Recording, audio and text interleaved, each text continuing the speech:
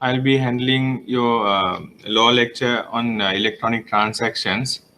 There was a bit of a technical glitch, hence the delay in commencing the classes. I see quite a lot in the process of joining, so we'll wait for them at the same time. At the moment, 19 are there. You can, of course, use the Q&A, and if you all want to raise any questions during the presentations, you may ask me. It's very important that we clarify whatever the issues that we have with regard to this, because although this particular law that we are going to discuss today, I think you all have already received the note and as well as the presentation. Electronic Transactions Act, although it's about 14 years old, with the practice and with the viewpoints of the practitioners as well as the general public in this regard, it seems that despite people use this laws and the legal framework, or might I say the actual practices, people are not quite aware of the practicality and the effect of the legal framework which supports these electronic transactions in Sri Lanka. So we'll see. Like I said, you may raise any of the questions and clarifications throughout this lecture as we proceed. Right. I assume you all have the presentation. What you need to understand when it comes to electronic transactions are that by now I understand that you have covered in the legal framework of what is a contract. So contract, we have understood, it's an agreement between two or more persons which the law will enforce. If the law doesn't enforce it, it's not a valid or a legally binding contract. Now, with regard to electronic transactions and electronic agreements, what are the areas of contracts we enter into in this particular realm? Unlike the day-to-day transactions or the contracts, like for an example, you enter into or you open a bank account with regard to what we are discussing here. Then you obtain a facility, a credit facility, so on and so forth.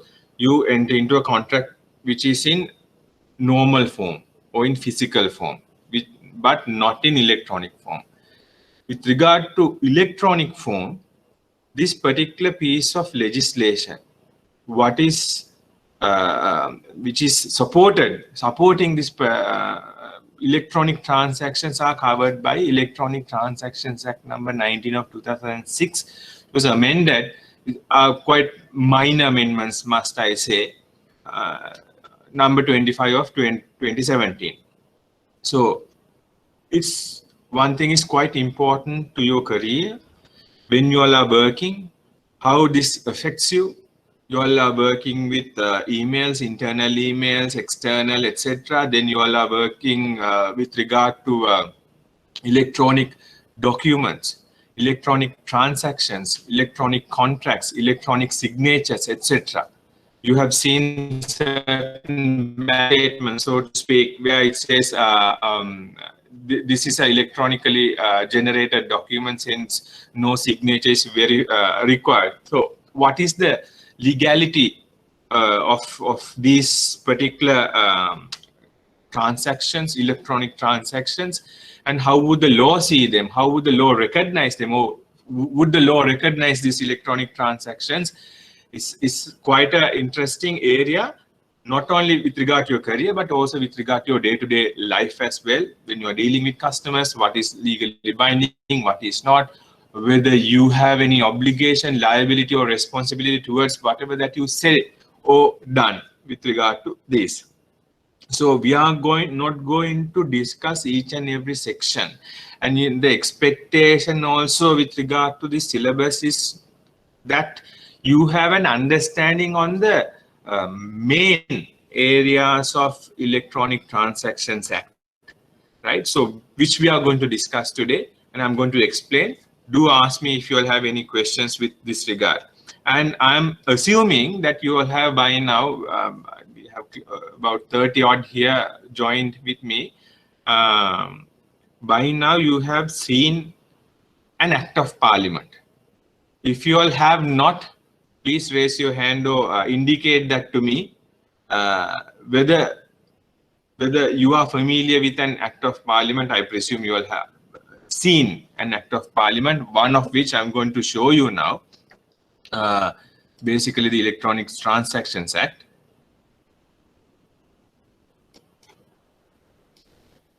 Right. So this part of the act, if you can see my screen, they can see the screen.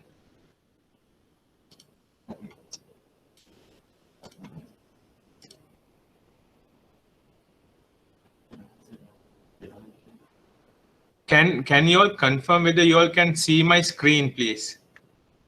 These are, we can't help about this. This is the way, new way of.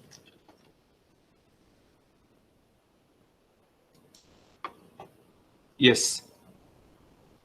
Everyone, any others, please? Can you all see the screen? Yes, yes. Yeah. Do you all see the electronic transaction screen now?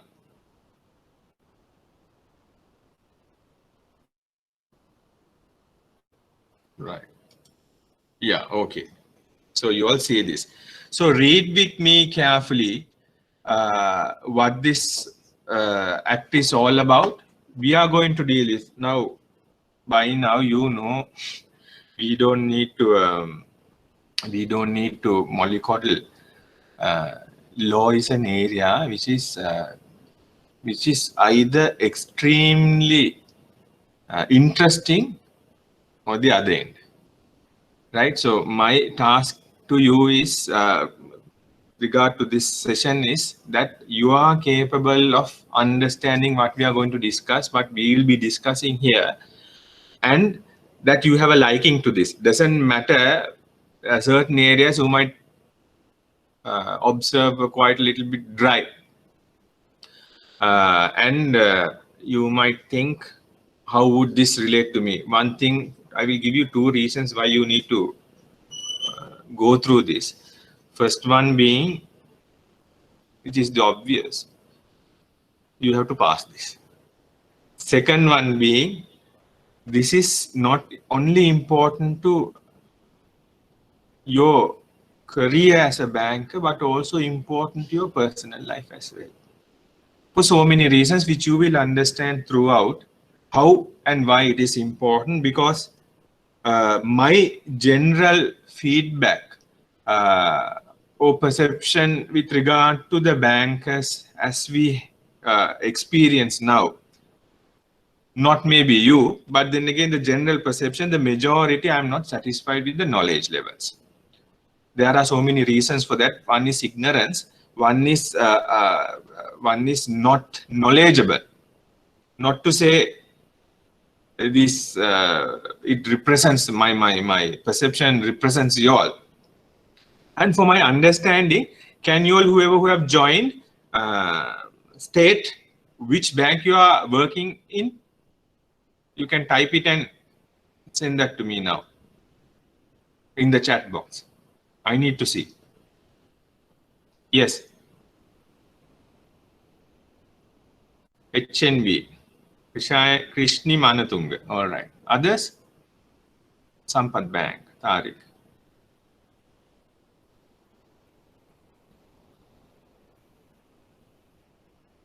Okay. Citibank, Sampath Bank. We have NDB. What else?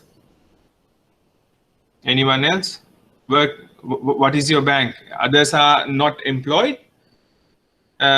is what I would presume, right? Okay, NDB. Okay, good. Anyone else? Right. Okay. Fine. Good. So keep them coming in for me to see what the BOC is there. So state is also covered. For me to see what the constitution of my audience. Then I would say, and I have stories about almost all of the banks. We will share these stories in as a going concern. So no need to worry now. But don't worry, I won't name the bank. But only as a learning point, we will see what these concerns and issues are. Right. So what you are seeing now is the Electronic Transactions Act. What I have highlighted here, we call it the preamble, right? Preamble of the act. This is how you pronounce it. Preamble.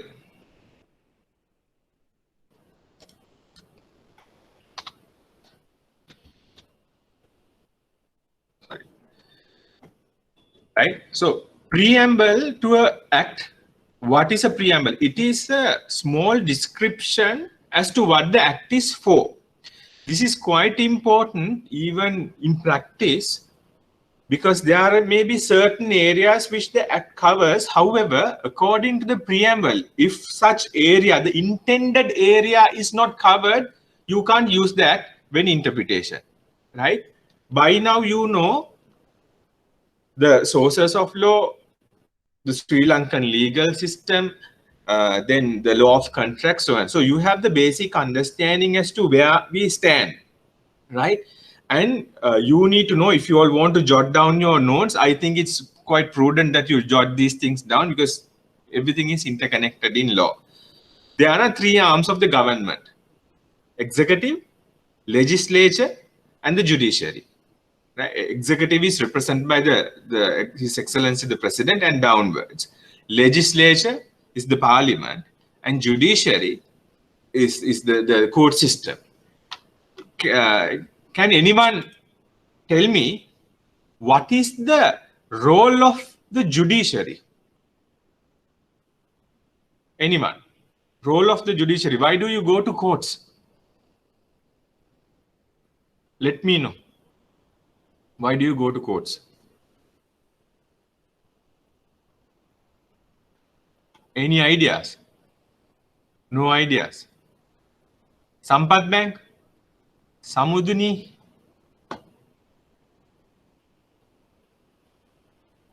HNB? Why would you go to court? Otherwise, you will have to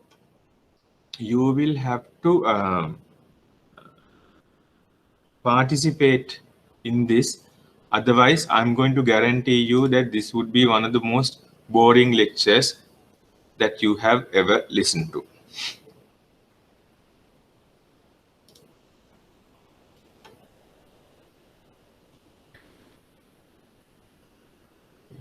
Good, good. Now, role of the judiciary is interpretation of the law, nothing else. So interpreting or understanding why the legislature, which is the parliament, has enacted laws. What is the intention of the legislature? Because end of the day, the intention of the legislature or the parliament is the intention of the people. Why? Because the people send these representatives, send their representatives to the parliament. So the intention of the people is said to be or believed to be conveyed. Don't think about the Sri Lankan legal system, Sri Lankan parliament for the moment, but for the think about the legal perspective only. You have your representatives in the parliament, and they enact laws, and wherever there is a law, wherever there is a law, and there's a dispute with regard to a matter in law, the judiciary interprets it. Right? I hope you all see the screen. right? If not, just let me know.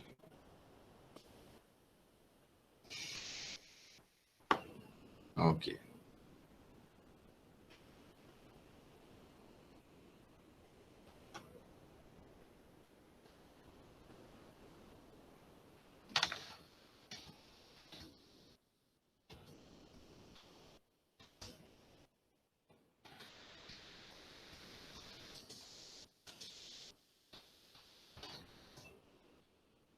Right. So, an act to recognize and facilitate, read this very slowly and carefully, an act to recognize and facilitate the formation of contracts, the creation and exchange of data messages. Look at these terms: electronic documents, electronic records, and other communications in electronic form in Sri Lanka, and to provide for the appointment of a certification authority and accreditation of certification service providers, right? So basically, this is why, how the law was enacted, the intention of the parliament. This is to recognize and facilitate what? Formation of contracts, creation and exchange of data messages. When you all are studying law, never assume anything. Always keep your head empty, in the sense, don't go into conclusions, pre-conclusions without knowing it. For an example, the creation and exchange of data messages. We think we know what it is, but we have to see what exactly the law says what it is. I will explain that to you. The creation and exchange of data messages. What is a data message? What do you mean by creation? What do you mean by exchange? Yes, certain instances you get the literal interpretation or the literal meaning of English to the term exchange. But then again, things gets harder when there is a dispute. Did I send that email? Did he receive my email? Did I accept the terms which he offered this particular contract, right?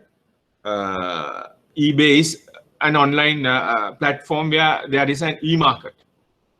There is a listing, there are bids, or you want to buy it now. You make your offer, or in the bidding process, you make your offer. And do they accept it? Were there any other higher offers? Who gets the offer? Who accepted it first? Was it recorded? You might be saying you made the highest offer and you press the send button. But did that command was received by the recipient, the seller? If not, insofar as you are concerned,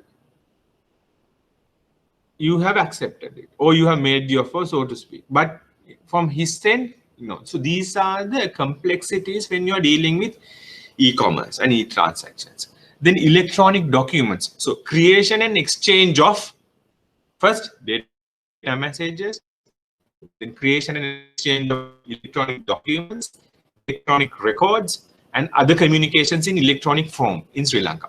So what are these? We wouldn't know. We wouldn't know until the act says these are the data messages, these are the electronic documents or records. So we need to have a completely empty head with regard to this. Now I'm showing you this particular act was amended in the year 2017, right? These acts are freely available in the internet. So use them, download them, and peruse them and read them quite regularly, right? If you don't keep in touch, I'm going to guarantee you that you're going to forget about these things. Not only that, you're going to even vouch that you haven't even seen me. That's how it goes, right? So keep in touch all these things. And also, can everyone send, right, fine, it's visible now. Send me, now you all have sent me where you are working. I need your experience level on years, roughly years, plus which department you are representing or working in. So you can type it and send that to me. Then I can give you all examples related to your department as well, right? Yes, keep them coming in. Experience, number of years. Okay, good. Tariq, quite a long time.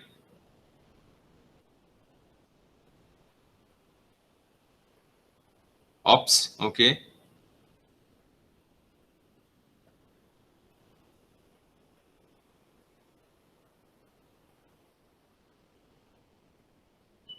Who else? Others? All right. So the years of experience and the department. Credit risk. Kit mini. Good.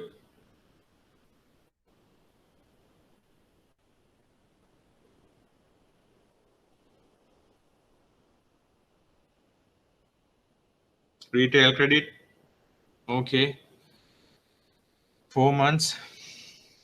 I can't unmute you all. Maybe there's a good reason, I don't know. All right.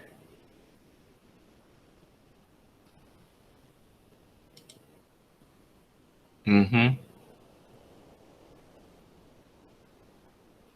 Right. Yes. Who else? Right. Now, I told you all Electronic Transactions Act was amended in, no, it was enacted in 2006 and amended in 2007. What are the amendments? I'm touching upon that because even the preamble was amended in the year 2017. Right? So, what is it? You can see this is the act, maybe cited as the Electronic Transactions Amendment Act number 25 of 2017. Good to know, even for your exams. Normally, what I saw in the my experience is such that in the exam, there is normally a question from electronic transactions, either from the short, the first question, or from a part of the longer one, right? Big questions. Now, according to Section 2 of the Amendment Act, they have amended the long title or the preamble of the original act. What does it say? It says the long title of the original act is hereby amended by the substitution for the words starting from and accreditation of certification service providers, comma, and. So what do you need to do? You highlight that part and accreditation of, right? That is from here to here. So you, according to the Amendment Act, this part is deleted and substituted with this part. And licensing and authorizing of certification service providers, semicolon, to give effect to the provision and convention use of electronic communication in international contracts. So you would see that here it's not only applicable to transactions or electronic transactions in Sri Lanka, it's applicable globally now, right? By this Amendment Act. We will go through the Amendment Act as and when we require, but then we see what this is. You may want to jot certain of these notes with you when I explain this. Now, the general provisions. Again, the general provisions are amended. We will go through one by one. So C is substituted to subsection C is substituted with the Amendment Act, and this particular clause is again amended. So we will go one by one. Don't get confused with that. Now, this says the objective of the act. When you have an act, you need to have an objective. If there are other, you can't use the act for any other objectives. That's the most important thing. Now, there was a misconception. I will explain that once we do section 2. So the objectives to facilitate domestic, don't worry about the presentation and the note. I'm not going to go through it. It's better for you to read it leisurely. End of the day, it's an extraction and explanation of the provisions of the act. So I'm going to explain the source to you. Then you will have a better understanding when you go through the note, right? To facilitate domestic and international electronic commerce by eliminating legal barriers and establishing legal certainty. Right. Now, I presume everyone has, or majority of you all have, what do you call it, dealt with electronic transactions. If anyone have not, let me know. We will see. Give me examples of electronic transactions or electronic contracts that you have entered into or you have heard about. What are those? Electronic transactions or electronic contracts that you have heard of. Send them to me. Examples. Good. Slips. What else? What else? Others? NDB? Sampath? Electronic transactions, examples of electronic transactions and electronic contracts. RTGS is no more.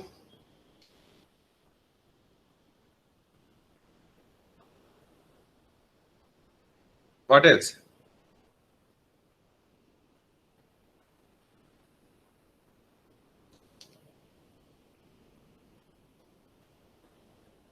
Swift. You can't be this dry. Be what's that? Krishni Manatunga. What's that?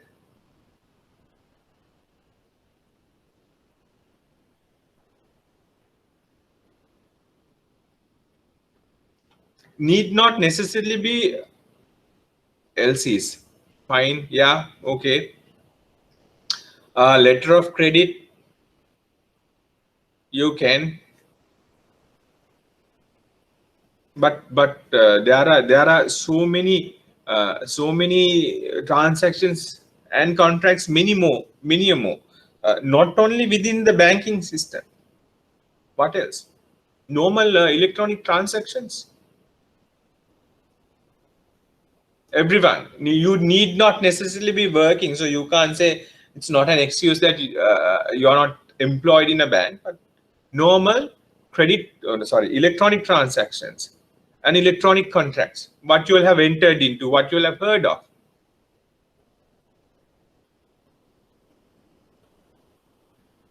There's quite a lot here who participants. I need more.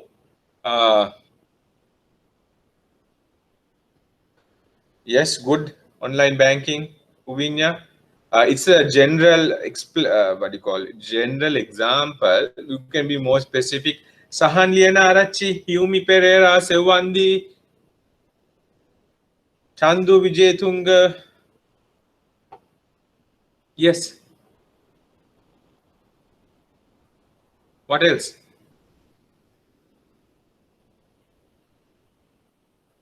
I presume you all have ordered things online, maybe food online, paid through your credit card or your debit card, bill payments, very good.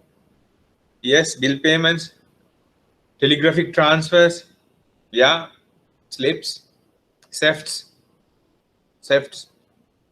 yeah, common electronic funds transfer switch. Then what else? You will have e-commerce, right? You'll have maybe have bought stuff from eBay, this and that, online platforms, so many things. And on top of it, e-wallets, yeah, ATM transactions, very good. Yes, very good. So these are the electronic transactions. What will happen, for an example, digital currency, Bitcoins, yes, very good. These are all electronic transactions. What will happen If, for an example, you make a payment online and your goods didn't receive, what are you going to do? To whom are you going to complain? What are your recourses? If there is no legal framework for this, you are going to be in a bit of a trouble here, and this whole concept of electronic and e-commerce is not going to work. Hence this act. So here it says, uh, to facilitate domestic and international electronic commerce by eliminating legal barriers and establishing legal certainty. So you have to eliminate the legal barriers and establish legal certainty. For an example, there are certain legal barriers. These legal barriers are covered in the exception clause coming under the Electronic Transactions Act. We will go through what the exception clause is. For an example, there are instances where the law requires that you sign a deed of transfer or transfer of a immovable property. You cannot just sign and transfer it. You have to, that has to be notarized in front of two witnesses, right? So, and it should be in writing as well. You can have, in regard to contracts, you can have written contracts and verbal contracts. But there are certain things where you can't have verbal contracts, that's not recognized by law. So there are legal barriers for certain things. Certain things requires that you sign it by hand, or for that matter, in many forms. Now, B, we come to the next one. Objectives of the act we are in: to encourage the use of reliable forms of electronic commerce. Reliable forms of electronic commerce. So so we need to understand what do they mean? What does the law mean by reliable forms? What does the law mean by electronic commerce? These are areas that we need to understand. Now, C, as I showed you, has been repealed. We will see, but see first. To facilitate electronic filing of documents with government and to promote efficient delivery of government services by means of reliable forms of electronic communications. Now, this was originally mentioned here with this was regarded as a more generic provision with regard to electronic filing and submission of documents. But by this amendment, it made certain things very specific, right? And made it or incorporated it rather into the act by this amendment. So by repealing of subsection C of section 2, they have added this: to facilitate electronic filing of any application, petition, plaint, answer, written submission, or any other document with any court. Very specific. Then, to facilitate electronic filing of any form, application, or any other document with any ministry, department, provincial council, and the list goes on, right? Then paragraph D: to promote public confidence in the authenticity, integrity, and reliability of data messages, electronic documents, electronic records, or other communications. Now, according to the amendment, they have, for the words other communications, they have used the words, it's more or less other communications, and they wanted it to be continued. Other communications, and again inserted this provision, right? What is that? The new provision in the original act, it was from A to D with regard to the objectives. Now, with regard to by the amendment, it added up clause E as well, right? Okay, all right. Scriptless security settlement system, fine. What is E? to implement the provisions of the convention subject to such restrictions specified in section 23 of this act declared at the time of ratification of the convention. You remember when we spoke of the preamble, we incorporated, or this particular amendment act incorporated this part and license to give effect to the provisions of the United Nations Convention on the use of electronic communication. Now, once a local act give effect to the convention, all the provisions of the conventions become part of law of our land. Here, what it says is, it becomes to implement the provisions of that particular convention. So we need to have the knowledge of what the provisions of the convention as well. At the same time, we have said, however, the restrictions I told you earlier, those restrictions which is provided under section 23 of this act will, however, stand superseded. Right? We will see what these exceptions are and then proceed with this.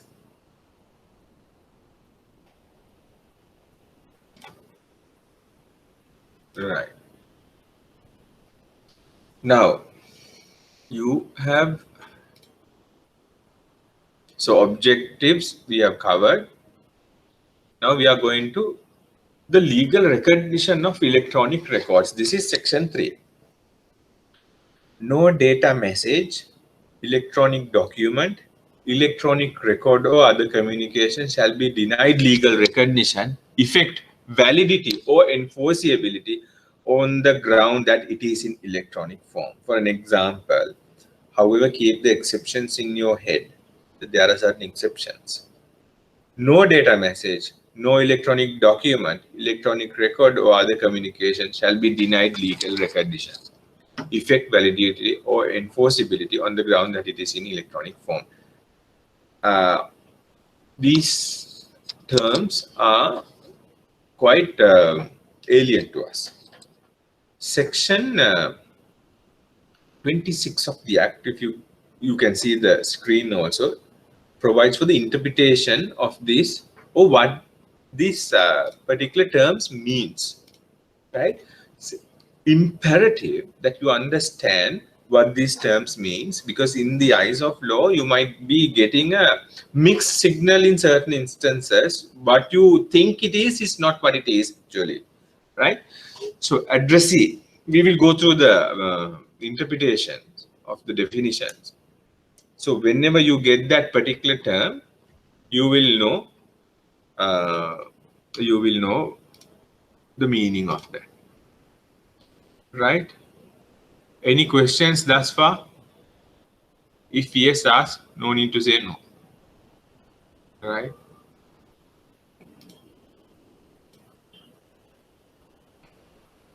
I hope you all can see the screen. Addressee means the person intended by the originator to receive the communication, but does not include an intermediary. Right? So, where do you find an addressee normally in electronic commerce? Tell me. Addressee. Where do you find an addressee? According to this. I want your feedback. Yes. Who is an addressee? Examples.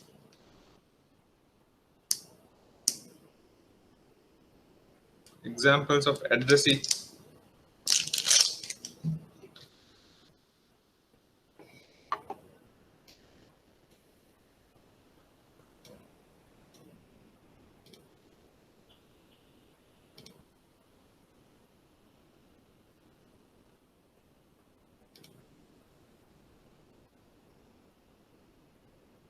Are you able to unmute yourself? Sahan, are you able to unmute you?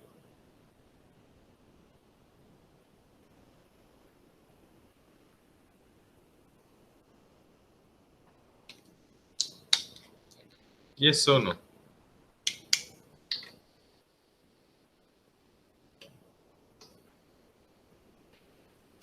Anyone else? Hansini?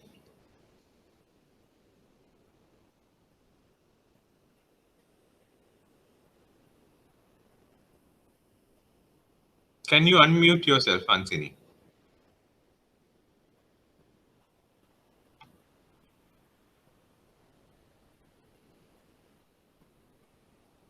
Right. Okay. So, addressee, for an example, you are writing an email. You want to send it to someone else. The recipient of the email of that particular email is the addressee, the address of the person whom you are sending the email to, person intended by the originator. Now you see, uh, I will show this to you. Uh, if you address it to, let's say, whoever who is present in this, let's say Kitmini Piris. Kitmini, let's say she is working for Sampad Bank. No, NDB. It might go on to say her, let's say her email ID is kitmini.piris@ndb.com.lk or whatever. So somebody is writing an email to kitmini.piris@ndb whatever. Whilst he was typing, instead of kitmini.piris, he writes kitmini dot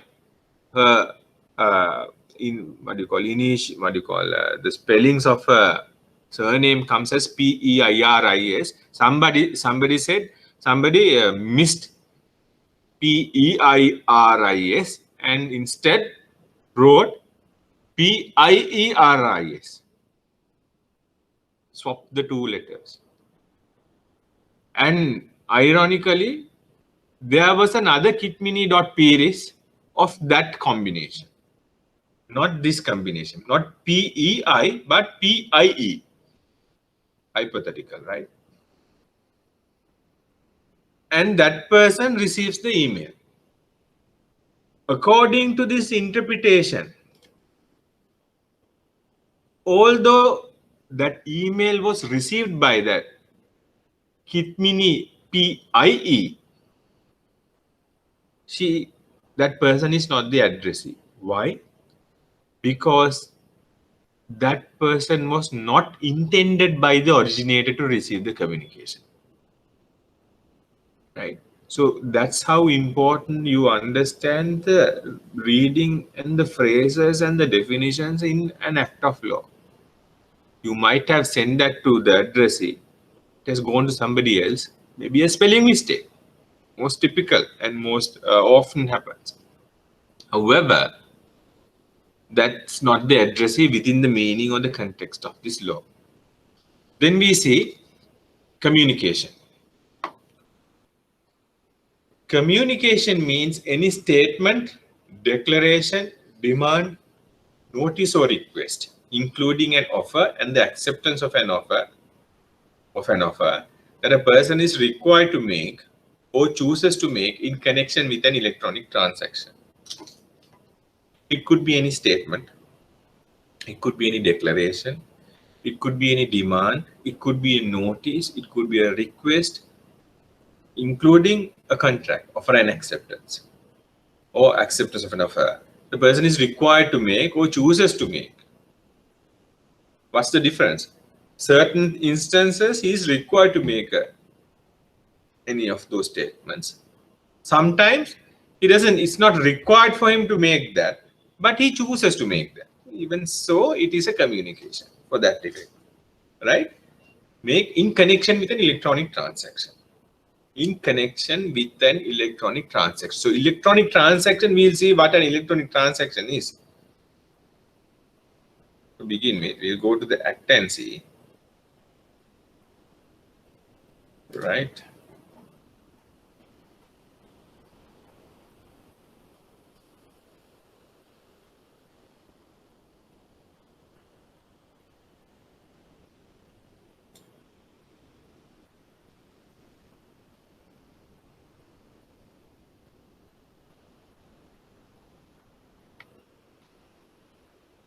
before going into that, they have even defined what electronic means. Electronic means information generated, sent, received, or stored by electronic, magnetic, optical, or similar capacities, regardless of the medium. Right? That's what electronic means. So electronic transaction will be construed accordingly. Right? Right.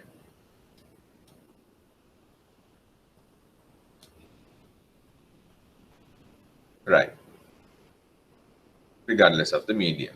So that's what electronic basically means. Then data message. What is a data message? Means information generated, sent, received, or stored by electronic, magnetic,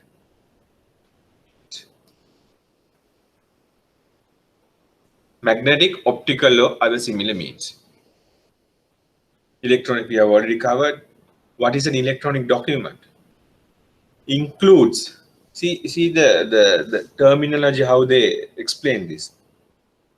It includes documents, records, information, communication, or transactions in electronic form. Can anyone tell me why what's so important in the term includes here? By the definition of electronic document goes on to say, includes documents, records, information, communication, transactions in electronic form. What's so important about that? Why?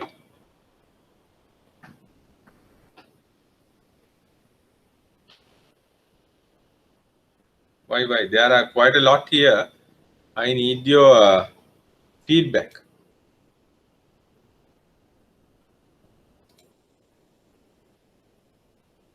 Why?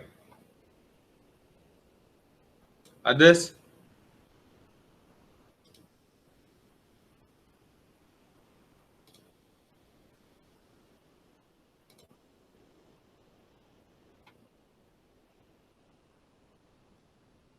Sevandi?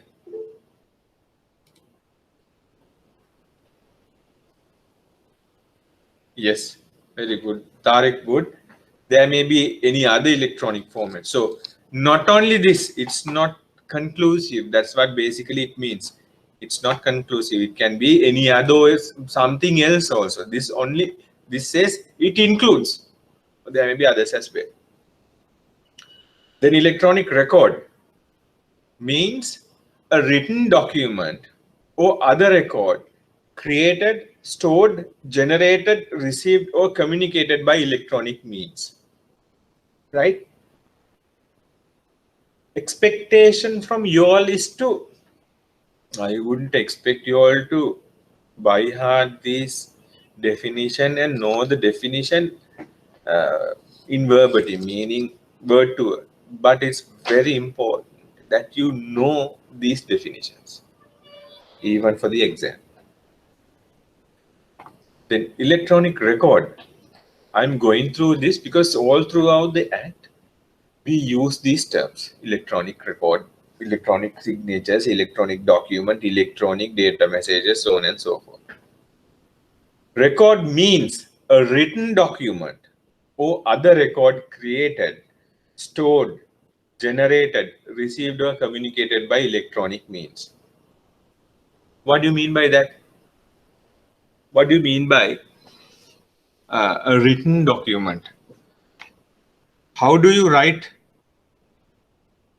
a document? Let me know. How do you write a document?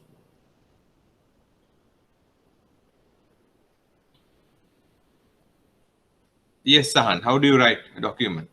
What are the mediums of writing a document? What do you need to write a document in this day and age? You will have to participate.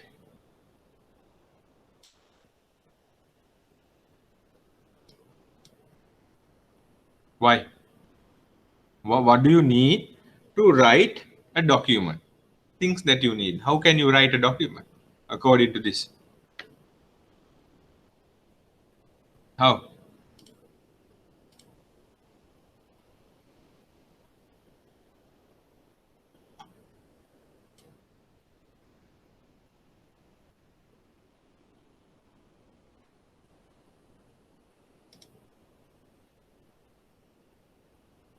That's quite a lot here. Yeah.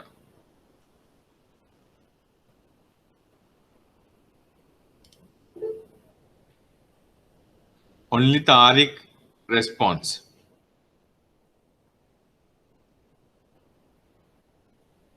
In some instances, when we enter data, it will be generated yeah, it will generate documents.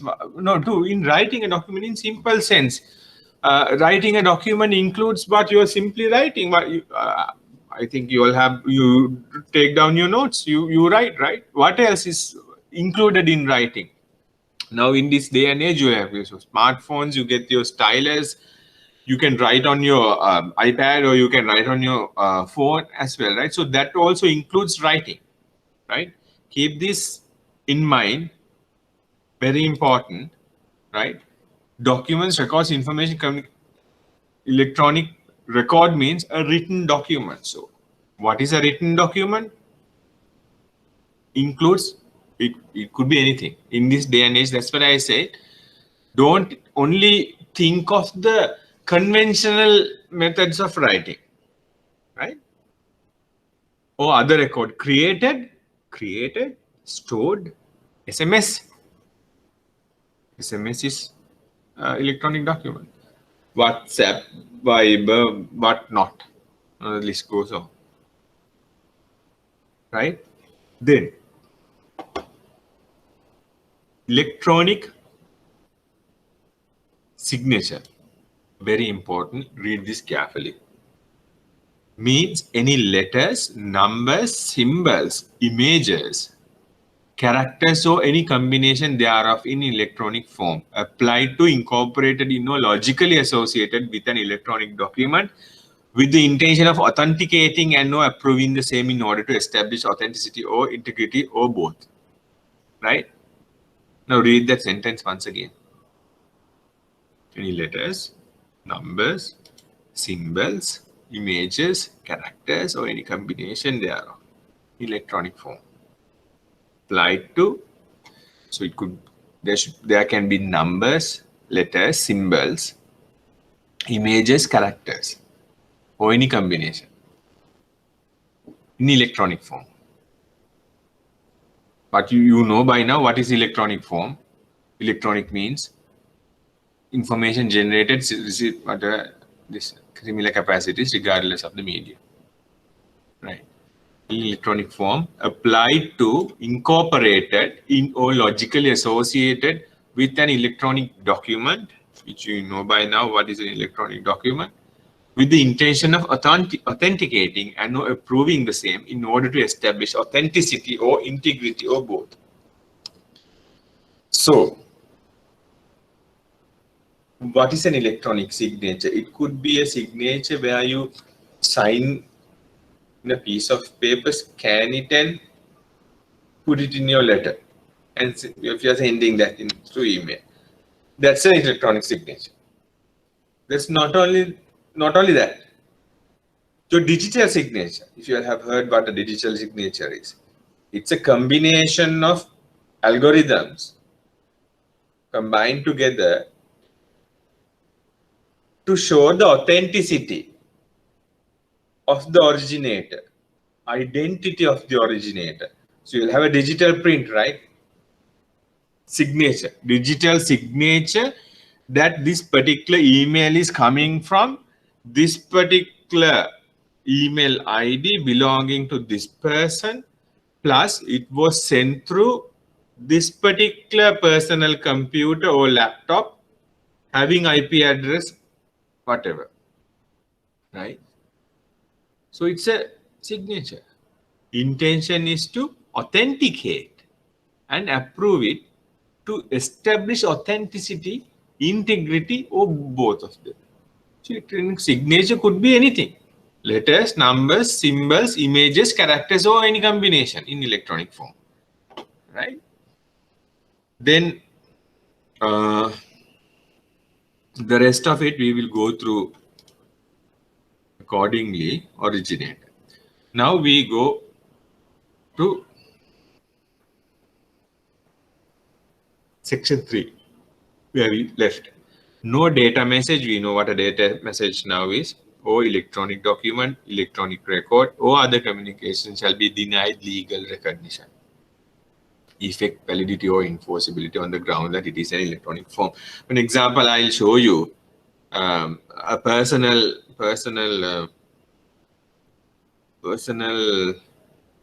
matter. Now I have received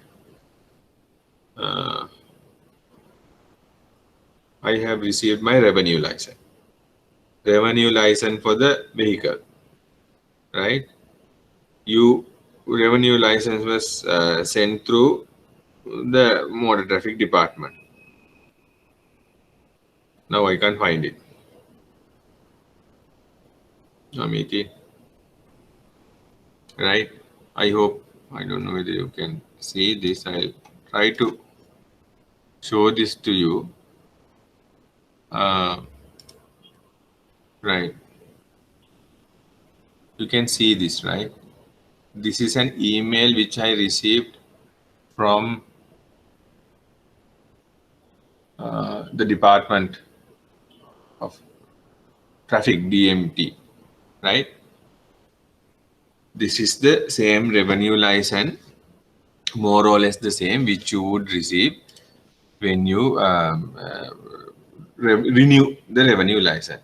Now, I don't have the original one. They have put the validity period of this as 2 weeks, and within 2 weeks, they are going to send me the original revenue license. Perhaps assume that I was checked by a police constable and he asks me for the revenue license. And then I say I don't have the revenue license. In the sense, he asked me for the hard copy. I show him this. Can he deny the validity of this? No, he can't. Because it's covered under section, under the preamble and section 2 and throughout the Electronic Transactions Act. See, he cannot, or for that matter, anyone cannot deny the acceptability of, on this electronic document, because this is an electronic document. It's an electronic mail, an attachment in the electronic mail with the digital signature of the sender, authentic one. I show him the details. Anyone is bound to accept those details, right? So that is well within these provisions of the law, and no one can deny that, right?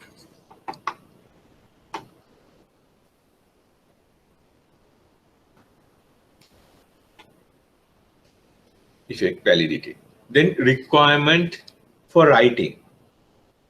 Section 4. I have extracted these particular sections which are most important for you all to understand these. So read this not once, not twice, but 10, 20 times. Then this will be common parlance to you all, even for your exams by the time you reach the exams. Otherwise, you are going to forget about these things if you are not using this. So section 4, requirement for writing. Such requirement shall be deemed to be satisfied by electronic records. If there is a requirement in writing, but always remember there is an exception clause under section 23 of this act, which we will study in a while, and we'll see what that clause says. But here we say such requirement shall be deemed to be satisfied by electronic records if there is a requirement for writing. If the information contained there is accessible so as to be usable for subsequent reference. As bankers, give me the best example. Tell me. Requirement for writing. Such requirement shall be deemed to be satisfied by electronic records if the information contained therein is accessible so as to be usable for the subsequent reference. What? Give me examples which you all use in your banking context. What are these?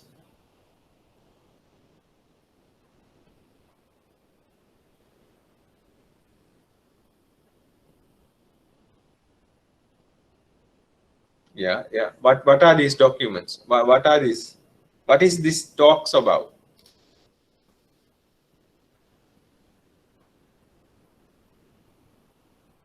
Requirement for writing. What do you all use? Hmm?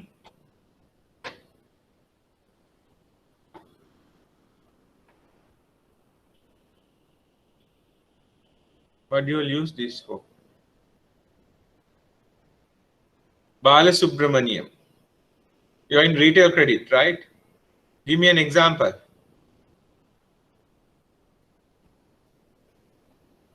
Kitmini, credit risk. Tell me. Give me an example. Krishni Manatunga. Each and every one of you have examples. So tell me.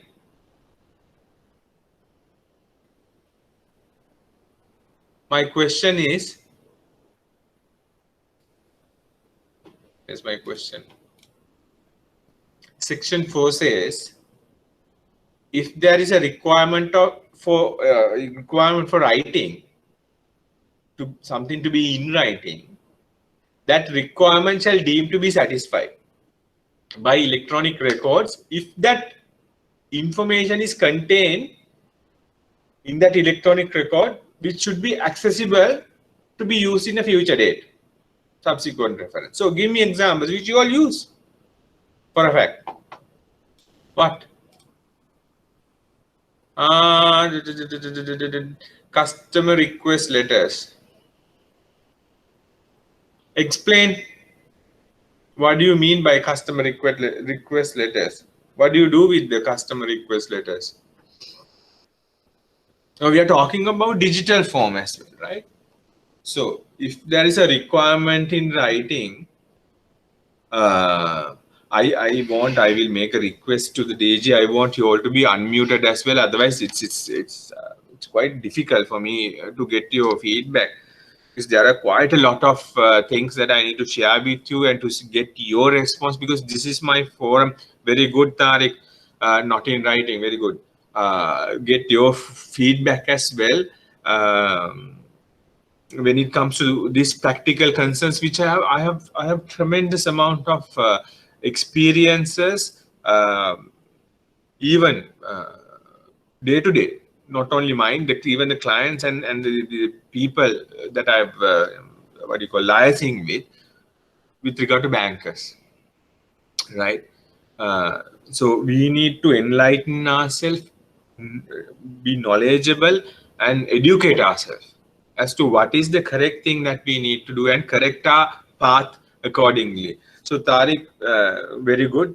That is one thing. And then again, the bankers now, you all keep all your accounting records, then mandates, applications, to everything in hard format every day. No, we don't. We scan them and we store them, micro image, whatever, and keep them. So under this particular law, that should not be denied the legal recognition. That is what this says. Now, this is why it's so important for us to understand the what you call the importance of this law. People, for so many reasons, for convenience, ignorance, think or take this lightly, right? There is a law which says you can recognize this and you cannot deny this simply because it's in electronic form. However, even today, people go back about 25-30 years ago and think in that line of and framework of thinking. So you all as the bankers needs to understand the legality of having this as opposed to something else, right? It's not only bankers, we all in this system are stakeholders of improving ourselves or going backwards, right? So we need to understand what exactly we should do in this. We will go through a little bit more. Requirements for original form. See, requirements for original form. That requirement shall be deemed to be satisfied by electronic records. So, like I said, this example of revenue license, requirement for original form, this requirement shall be deemed by this electronic record, right? If there is a reliable assurance to the integrity of the information, complete and unchanged from the time when it was first generated, and the information contained therein is available and can be used for subsequent reference. So the golden thread woven across this particular act is that you can keep this in mind. You can use electronic documents, electronic forms, and electronic transactions, provided you meet these two or fulfill these two basic requirements. What are those? First one, that you can the authenticity of the electronic document, you can confirm that it is not tampered with and blah blah blah. The authenticity, the reliability of the assurance of that electronic document and the integrity of that, you can assure it. First one. Second thing, you can use it over and over again. You can refer it over and over again. So you have to have these two conditions. Provided you have this, you are good to go according to this act. Then requirements for retention. It's again a very important matter. The legal standards required to be satisfied when the retention of information contained in electronic form, electronic record in electronic form. What are the requirements? The information therein is accessible and usable for subsequent reference. So like I just mentioned a little while ago, it should be accessible and usable for subsequent reference. You should be able to use it over and over again for your references, right? Secondly, retained in the format in which it was generated, sent or received, or in the format which can be demonstrated to represent accurately the information generated, sent or received, right? Integrity. Basically, this is describing and elaborating section 5. Should enable the identification of the origin and destination, the date and the time when it was generated, sent or received. Again, what is it saying? Another branch of elaboration of how much integrity should it have. Authenticity. You should be able to know or decide and be satisfied with the authenticity. I will tell you why. Now, you all, we live in this day and age. You all share with me. I will give you some examples. What you can do with this digital age. One simple example would be with regard to, let's say, digital image. You can change and edit the digital image. You can change my features, the way I look, my complexion, and everything by a normal photograph. So that's one example. Then you can change my identity details if it's online, right? On those. Yeah. Right.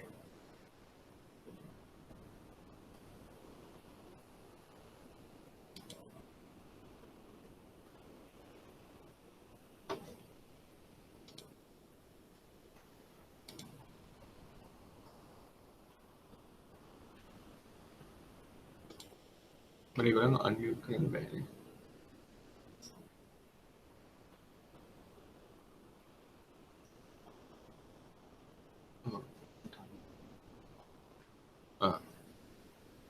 Right. Sorry about that. So one thing I told you was about changing your photograph or the image by this technology. What else can you do? I need your help for this. What else can you do with this apps and whatnot is there in today's day and age? What can be done? Yes, I'm expecting your help on this.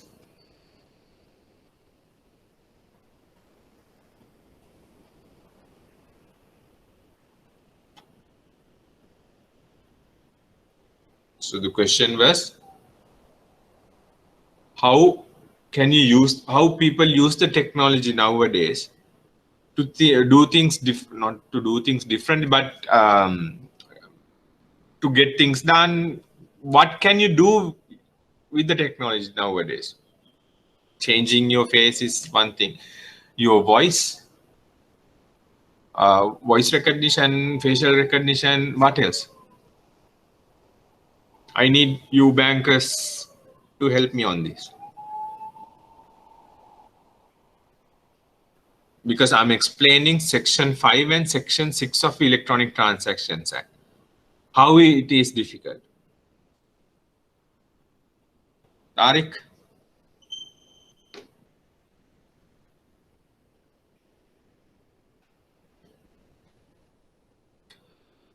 Hack accounts, fine.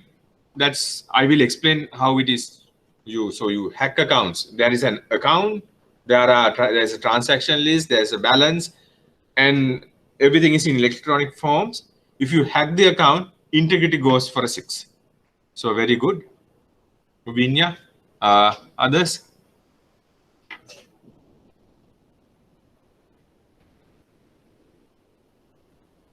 What else?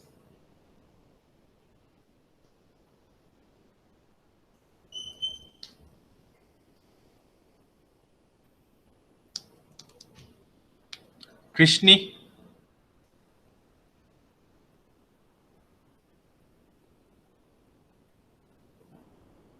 How? I have time.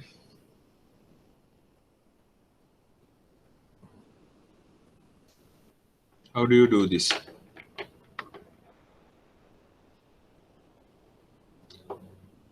Can you all unmute yourselves, please? All of you. Unmute.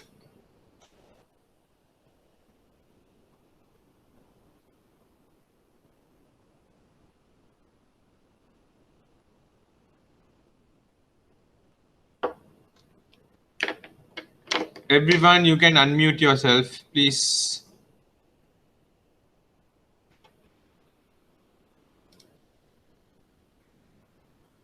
Payment frauds, good.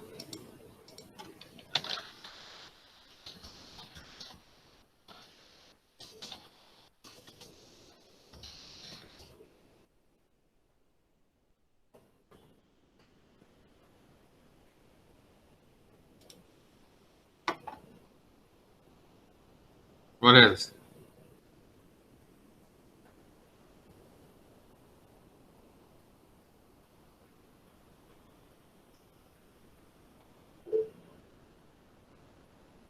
Money laundering. Kitni, can you explain about that? Unmute and explain, please. Don't worry. Everyone here is learning. How is money laundering? Helps. Can everyone unmute, please?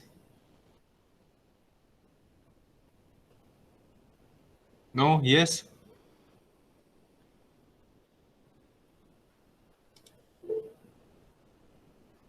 Yes. So my question is, You all want me to explain the question that I asked. It would be convenient if you all unmute. That's why I asked. Otherwise, this is we are not used to this. With this technology that we have, right? What can you do with the technology? I'm asking. So the what do you call the new things that you've heard? Certain new things for me are not new things for you, but then again, something I mentioned. So something right, hacking accounts. Yeah, you can hack accounts. Then you attack the integrity of that transactions list. What else? So then you'll have mentioned credit card and money laundering. I'm going to park money laundering part a little bit because then that's going to get complicated. With technology, what can you do? I mean, we have come to a level what it can't do. What can you say what it can't do? It can do everything. Like what? Tampering with certain things. With technology, you have now what I'm saying is, you get my drift, right? Changing, let's say my face, my photographs. You can change another person and state there. For an example, you can let's say some people they even go to the extent of blackmailing by after editing and replacing someone else's pictures, right? Those are the basic stuff like that. How do you do that? You all don't have the unmute option. If anyone don't have, please mention you don't have you can't unmute yourself. I need to understand this. You can't.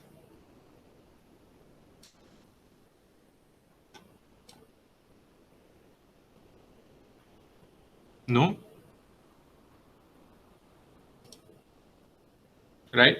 Why I'm asking for you all to share your thoughts, because of the one thing is for variety.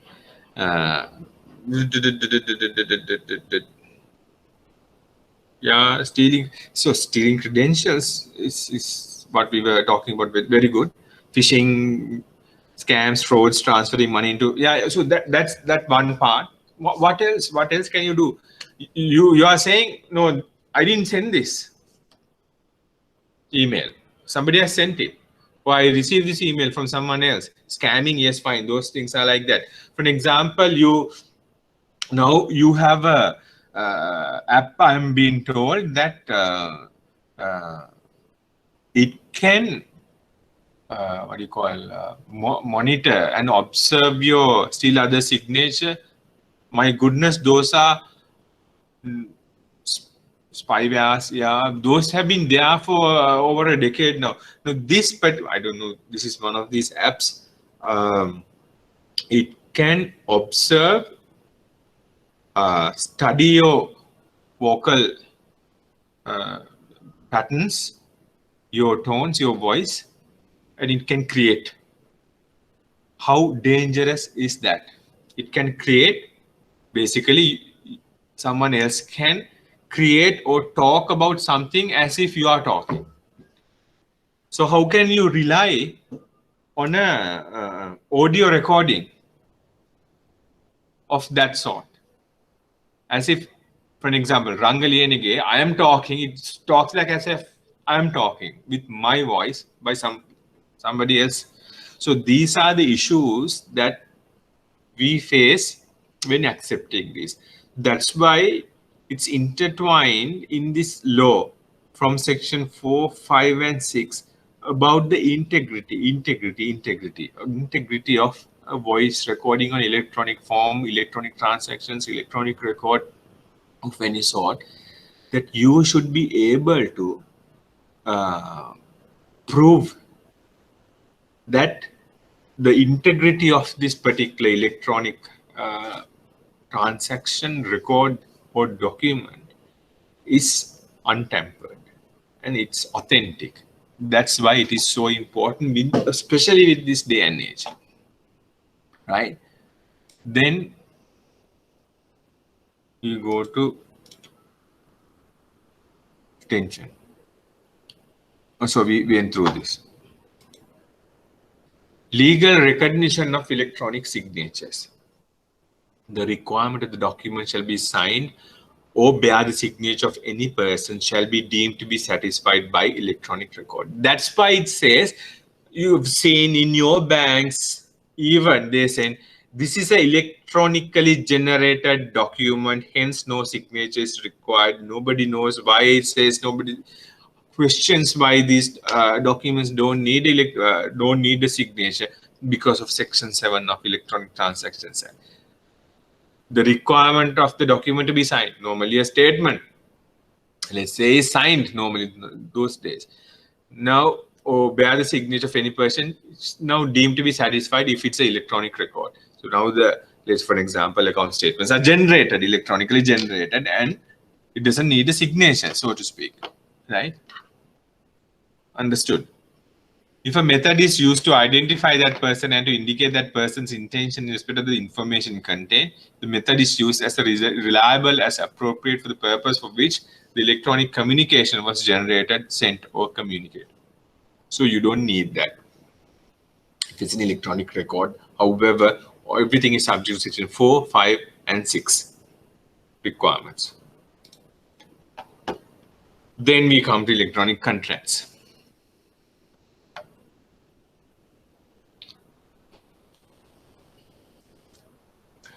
By now we know what's a contract. It's a offer and acceptance of an offer, may be expressed in electronic form. So if it's expressed in electronic form, it's an electronic contract, right? A contract shall not be denied legal validity or enforceability on the sole ground that it is in electronic form. Keep that in mind. Contract shall not be denied legal validity or enforceability on the sole ground that it is in electronic form. We discussed this earlier as well. Then we go on to the next level of invitation to make offers. A proposal to conclude a contract made through one or more electronic communication, again, generally accessible, shall be considered as an invitation to make offers. Right?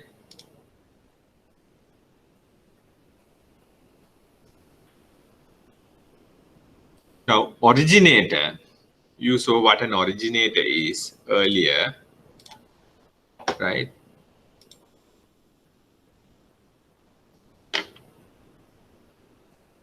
Right? Of the electronic record shall be deemed to be the originator if it was sent by the originator himself. For example, I'm writing an email, I'm sending it, so I'm the originator. Or if it was sent by a person who had the authority to act on behalf of the originator, by an automated information system programmed by you on behalf of the originator. Again, you delegate it, again,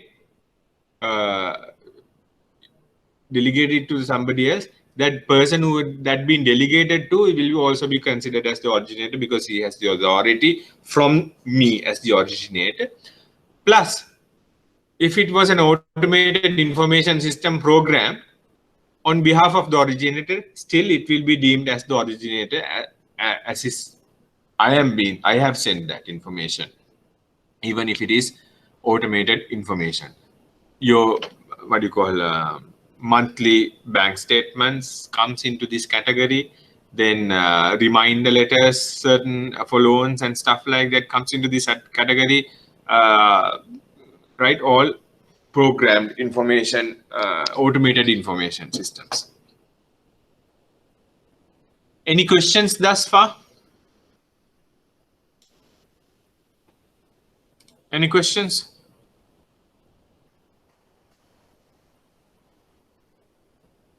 Yes. No questions?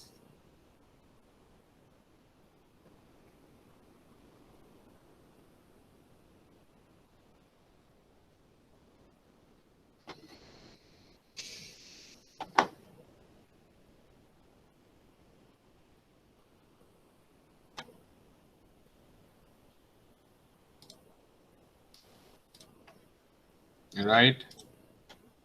Keep your questions sent. Then we'll go one by one. Applicability of the rules of evidence.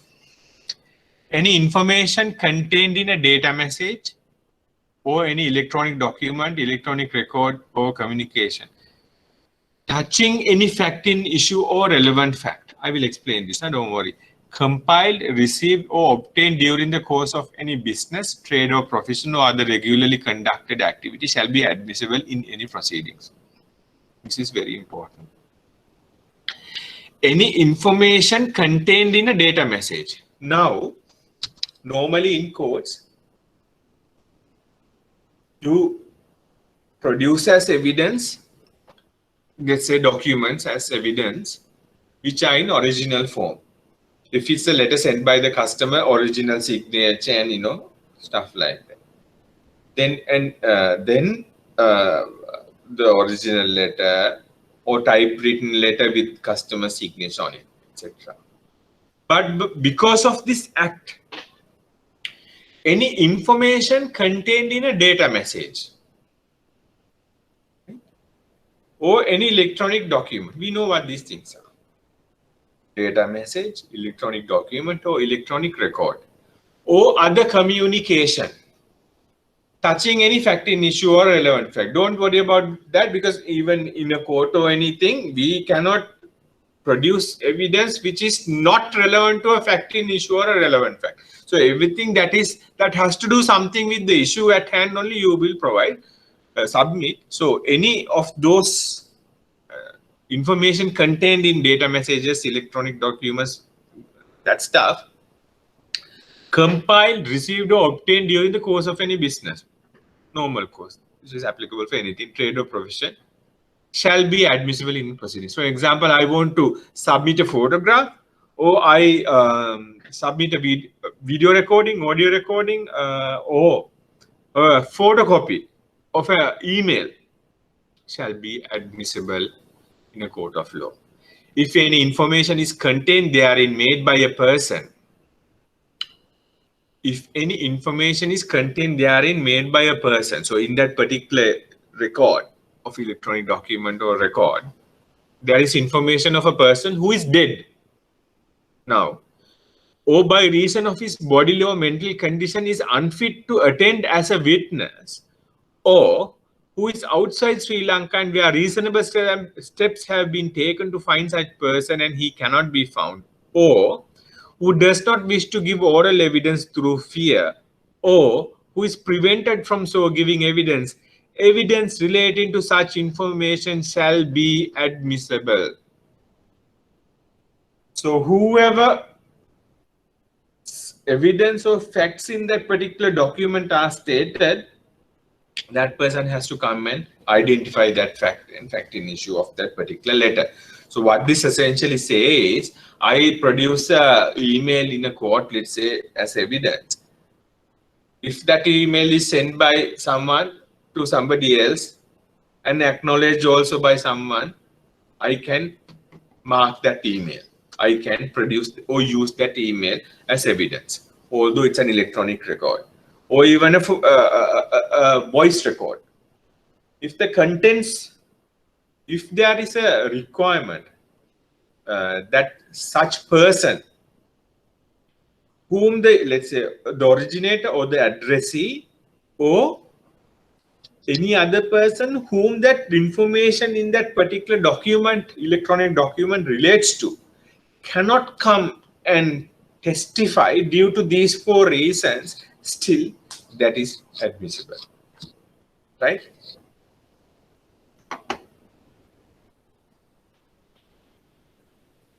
Now, this section 22 says provisions of the Evidence Special Provisions Act. Nothing contained in Evidence Special Provisions Act number 14 of 1995 shall apply to and in relation to any data message, electronic document, electronic record or other document to which the provision of this act applies.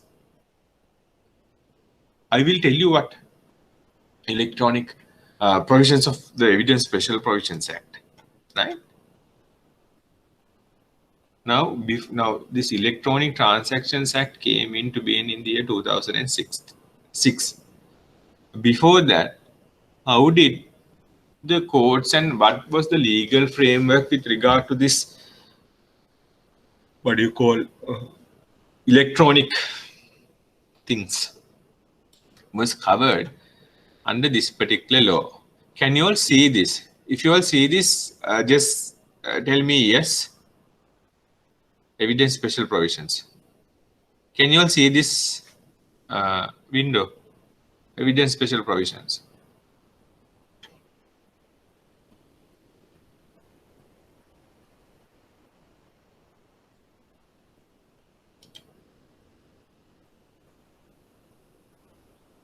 Others?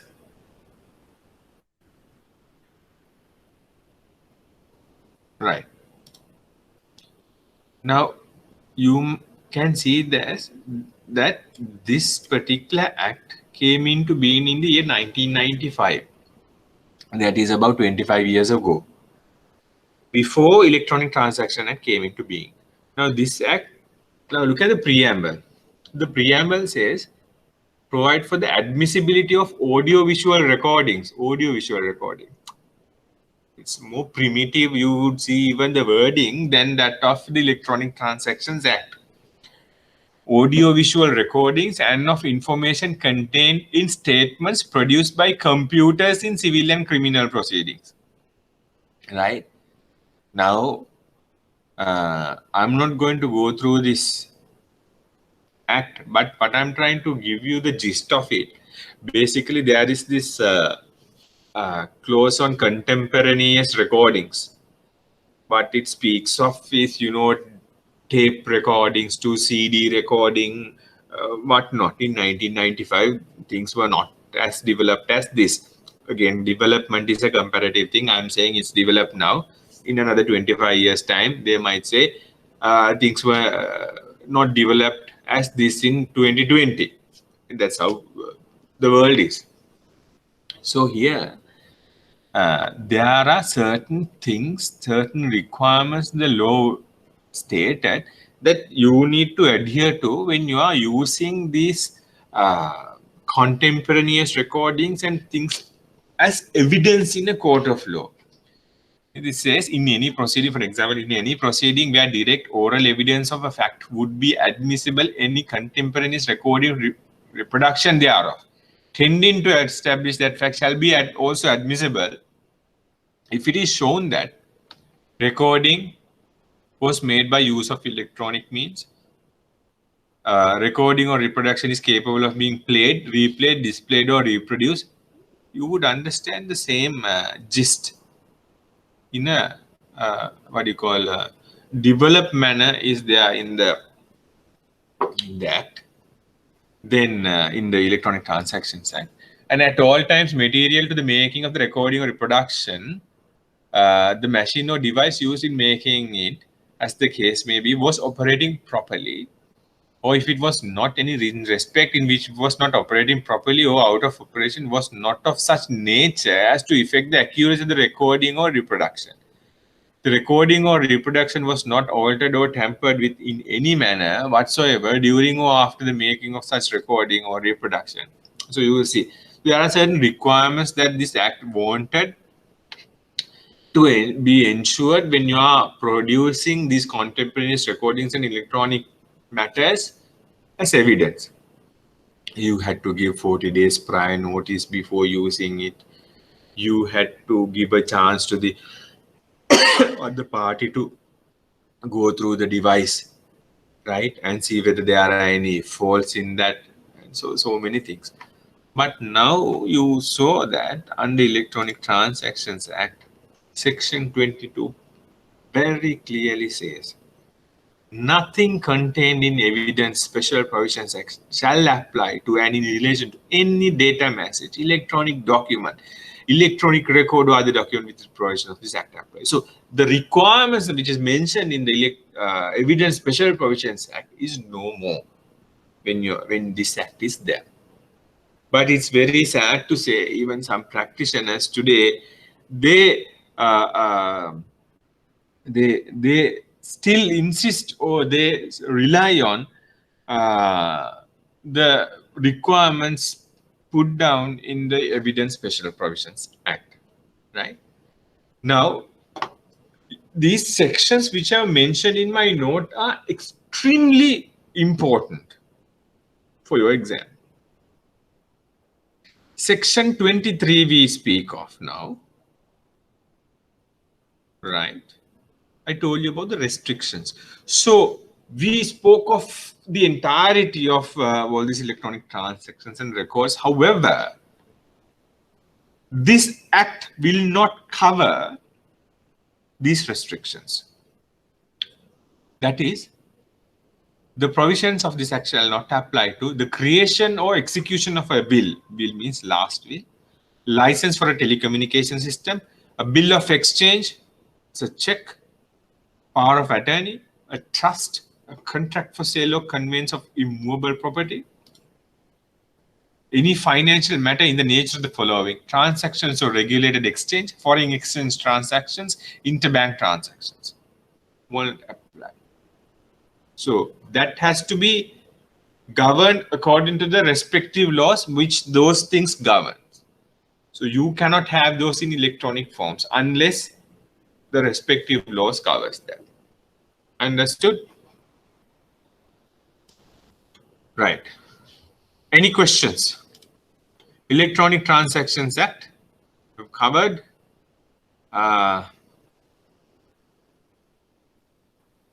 You can go through the note as well. If you have any questions, please post them now.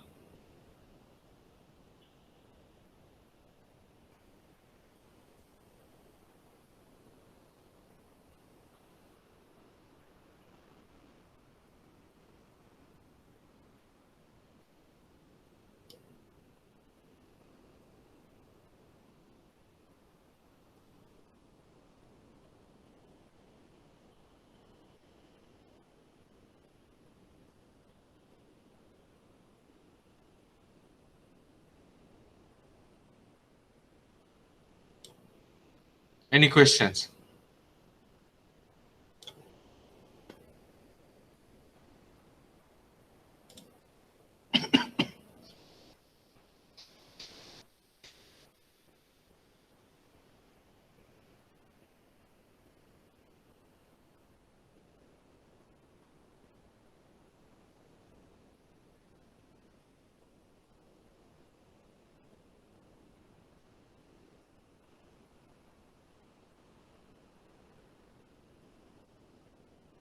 No questions.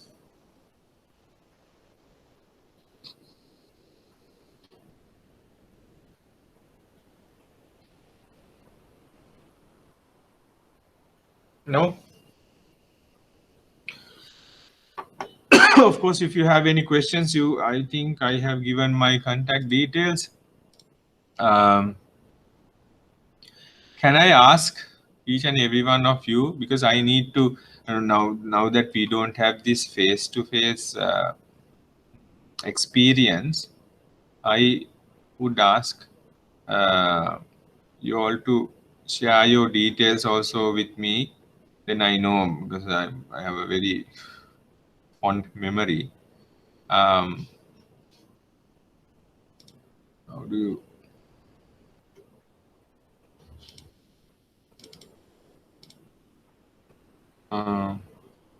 And if you have any queries or questions, have I given you my contact details? So these are my contact details. You can write them down. And if you have any question or clarification, you can, of course, write to me. I hope you can see the contact details.